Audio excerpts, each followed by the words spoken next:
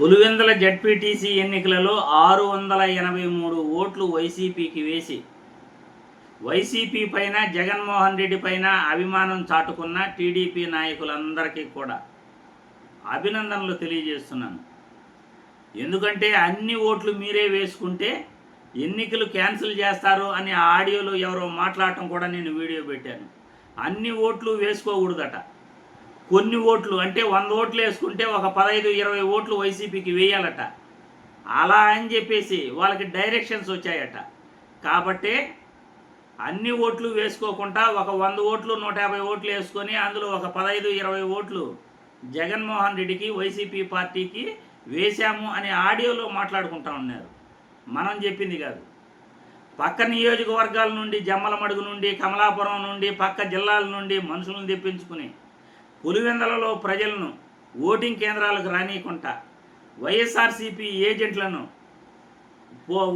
Voting కేంద్రాల్లో, polling కేంద్రాల్లో, బూతుల్లో కూర్చొనివ్వకుండా మీకు మీరుగా ఓట్లు వేసుకుని అది కూడా 683 ఓట్లు వైసీపీకి వేశారు అంటే దాదాపు కూడా మీకు అభినందనలు తెలియజేయాలి. ఎందుకంటే జగన్మోహన్ రెడ్డి అభిమానులు టీడీపీ పార్టీలో కూడా ఉన్నారు అని క్లియర్గా అర్థమవుతా ఉంది.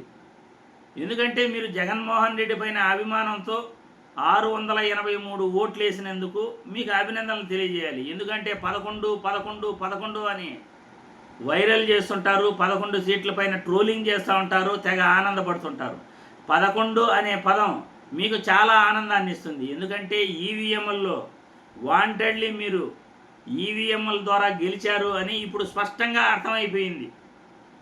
ఈవీఎంలను మేనేజ్ చేశారు అని భారతదేశమే కాదు ప్రపంచ దేశాలందరికీ కూడా అర్థమైపోయింది. ప్రపంచ దేశాలలో భారతదేశం పరువు అయితే పోయింది. భారతదేశంలో ఎన్నికలు ఈ విధంగా జరుపుతారా? ఈవీఎంలను మేనేజ్ చేసి అధికారంలోకి వస్తారా అని అయితే ప్రపంచ దేశాలన్నిటికీ కూడా అర్థమైపోయింది. భారతదేశం పరువు అయితే కేంద్ర ఎన్నికల కమిషన్ తీసేసింది. కాబట్టి మీరు 11 ఓట్లే జగన్మోహన్ రెడ్డికి ఇస్తారు, దీని ద్వారా ఇంకా కొద్దిగా సంతోషపడతారు, ఇంకా కొద్దిగా పైచాచిక ఆనందాన్ని అనుభవిస్తారు అని వైసీపీ వాళ్ళంతా అనుకున్నారు. కానీ మీరు 683 ఓట్లేసి జగన్మోహన్ రెడ్డి పైన అభిమానాన్ని చూపించారు. చాలా చాలా గ్రేట్. ఇది ప్రజాస్వామిక విజయం, అది టీడీపీ విజయం. ప్రజాస్వామ్యం గెలిచింది పులివెందులలో. భారతదేశంలో ప్రజాస్వామ్యం గెలిచింది. ప్రపంచ దేశాలలో చంద్రబాబు నాయుడు యొక్క కీర్తి ప్రపంచ దేశాలకు ఎగబాకింది. ఎందుకంటే చంద్రబాబు నాయుడు ఎన్నికలు ఒక ప్రభుత్వంలో ఉండి, అధికారంలో ఉండి ఎలా నిర్వహిస్తున్నాడో ప్రపంచ దేశాలకు ఆదర్శం.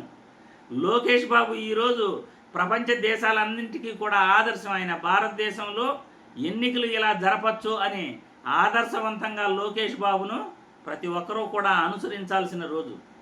ఆగస్టు 15వ తేదీ ప్రజాస్వామ్యం ఆంధ్రప్రదేశ్కి వచ్చింది. ప్రజాస్వామ్యం ఆంధ్రప్రదేశ్లో గెలిచింది అనడానికి ఈ స్వాతంత్రం ఆగస్టు 15వ తేదీ బ్రిటిష్ వారి నుండి స్వాతంత్రం వస్తే మనల్ని ఈ టీడీపీ పార్టీ అందరికీ స్వాతంత్రాన్ని కలుగు చేసింది ఇతర రాజకీయ పార్టీల నుండి. ఇది ప్రతి ఒక్కరికి కూడా ఆనందం కలిగించే విషయమే. ఎందుకంటే 6000 మెజార్టీతో గెలవటం అంటే అంత సామాన్యమైన విషయం కాదు. అది కూడా పులివెందులలో 30 సంవత్సరాల తర్వాత స్వచ్ఛందంగా పులివెందుల ప్రజల్ని ఓట్లకు రానియకుండా, పులివెందుల ప్రజల్ని ఓట్లు వేయనీయకుండా బయట నియోజకవర్గాల నుండి ఓటర్లను తెప్పించి ఓట్లు వేసుకోవటం, ఇది ప్రజాస్వామ్య విజయం. ఇది చంద్రబాబు విజయం, లోకేష్ బాబు విజయం, టీడీపీ నాయకుల విజయం. అందరికీ ఆల్ ది బెస్ట్ చెప్తున్నాను, కంగ్రాచులేషన్ చెప్తున్నాను. మీ విజయాన్ని ఇంకా కూడా బాగా సెలబ్రేట్ చేసుకోండి, ఇలాంటి విజయాలు మరెన్నో చేసుకోండి అని అభినందిస్తున్నాను.